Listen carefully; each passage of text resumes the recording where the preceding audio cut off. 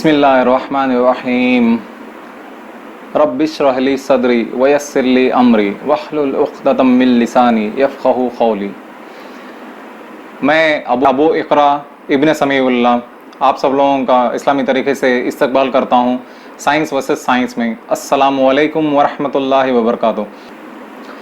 आज मैं बहुत ही नाजुक टॉपिक आपके सामने लेकर आया हूँ और ये 2.5 अरब लोगों की ज़बान पे उठते बैठते चलते खाते पीते हंसते खिलते रोते दिन में कम से कम एक बार या फिर ज़्यादा से ज़्यादा 1000 बार इसका जिक्र हुआ करता है और हमारी ज़बान पे ये अल्फाज मरते दम तक जारी रहते हैं।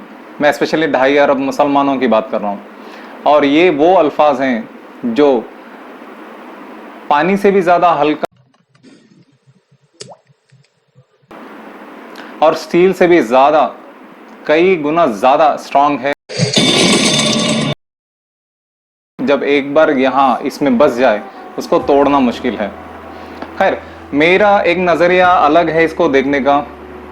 बेशक मैं तो जैसे कि मैंने इससे पहले वाले वीडियोस में जिक्र किया था, कलमा हमेशा पढ़ते रहो क्योंकि आप सल्लल्लाहु अलैहि वसल्लम ने कहा है कि ईमान ऊपर नीचे होता रहता है, यानी कि कभी ज़्यादा स्ट्रांग होता है कभी कमज़ोर पड़ता है, तो कलमे का जिक्र किया करो।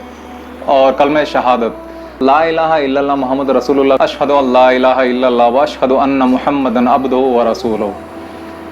तो मैं ये अल्फाज को एक 4 अलग तरीके से मैंने देखना सीखा। वो सबसे पहला ये है कि अगर आपने कलमा शहादत पढ़ लिया तो मुसलमान, अगर उस पर अमल कर लिया तो मुमिन, अगर मुकर गए तो मुनाफिक, इनकार कर दिया तो मुशरिक। इन 4 स्टेजेस के अलावा कोई और स्टेजेस मुझे दिखाई नहीं दिए, तो इसीलिए मैंने सोचा कि इस अल्फाज पे, इन अल्फाजों पे यानी कलमा शहादत पे मैं एक वीडियो बनाऊं, जो कि बहुत ही अहम टॉपिक लगा मुझे क्योंकि आज की डेट में हमें इस पे बहुत ज़्यादा से ज़्यादा तवज्जो देना है।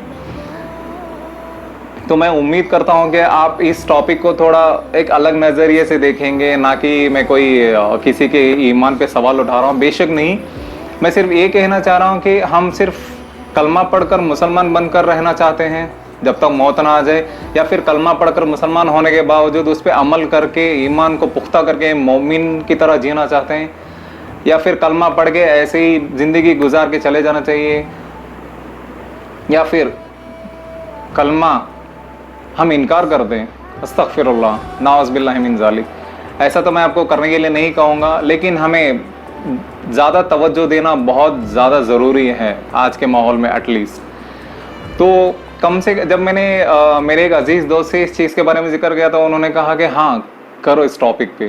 तो मुझे कम से कम 1 हफ़्ता लगा या फिर शायद 1 हफ़्ते से भी ज़्यादा लगा, सिर्फ मुझे इस कलमे के रिलेटेड मैं ऐसी क्या चीज़ लूँ कि हम 2.5 अरब मुसलमानों को वो चीज़ खाते वक्त उस चीज़ का एहसास दिलाए कलमे का, और कलमे की भी बेहुरमती ना हो। मैं ऐसा कोई एग्जाम्पल आपके सामने लेकर आना चाहता था, लेकिन मैंने 1 हफ़्ता गुजारने के बाद शायद मैं ठीक से सो भी नहीं पाया क्योंकि मेरे दिमाग में वही बात चल रही थी। मैं ऐसा कौन सा एग्जाम्पल लूँ जाके आप लोगों को बहुत ही सिंपल हो, सोबर हो, लेकिन समझ में आने में इतना स्ट्रांग हो कि आप उसको उस चीज़ को खाओ तब भी आपको उस कलमे को रिलेट करके देखोगे कि हाँ इसमें कुछ तो बात है इस चीज़ में जो मैंने एग्जाम्पल दिया है।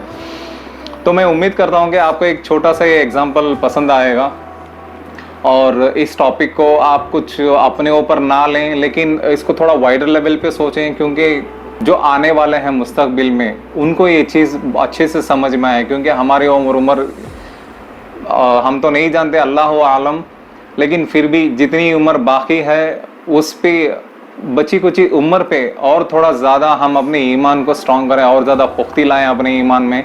इंशाअल्लाह अगर अल्लाह सुब्हानहू तआला ने चाहा तो उस मुकाम तक पहुँच जाएँ, या फिर शायद मैं अभी भी उस लेवल पे जाने की कोशिश कर रहा हूँ जिस लेवल का ईमान होना चाहिए। इंशाअल्लाह अल्लाह सुब्हानहू तआला मुझे और आपको अपने ईमानों को और ज़्यादा पुख्ती करने की तौफीक अता फरमाए।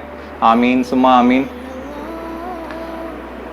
तो मैं चाहता हूं कि आप लोग अगर अपना ओपिनियन कुछ देना चाहें तो नीचे कमेंट बॉक्स में लिखकर बता सकते हैं, लेकिन कमेंट मेरे कपड़ों पे मत करना कि ट्रांसपेरेंट वगैरह है करके, क्योंकि यहाँ पे दिल्ली में सुभान अल्लाह इतनी गर्मी और इतनी शिद्दत की धूप है कि 40-45 डिग्री के आसपास है।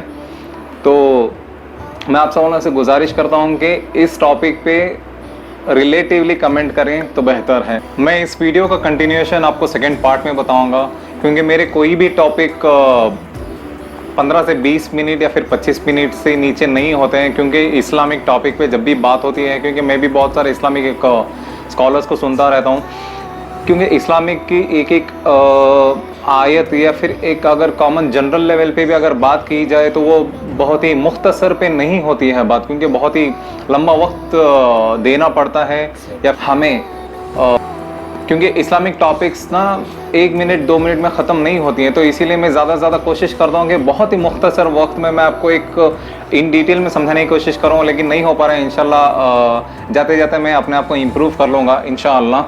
लेकिन ये टॉपिक भी थोड़ा सा लंबा होगा, इसीलिए मैं आपको 2 हिस्सों में बांटकर बताने की कोशिश करूँगा।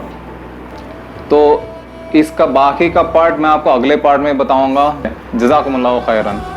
तब तक के लिए एक आपके दोस्त अबू इकरा इब्न समीउल्लाह को इजाज़त दीजिए। अस्सलामु अलैकुम वरहमतुल्लाहि वबरकातुहू। हम सब उस एक रब की अमानत है, वहाँ ना हमारी कोई ज़मानत है।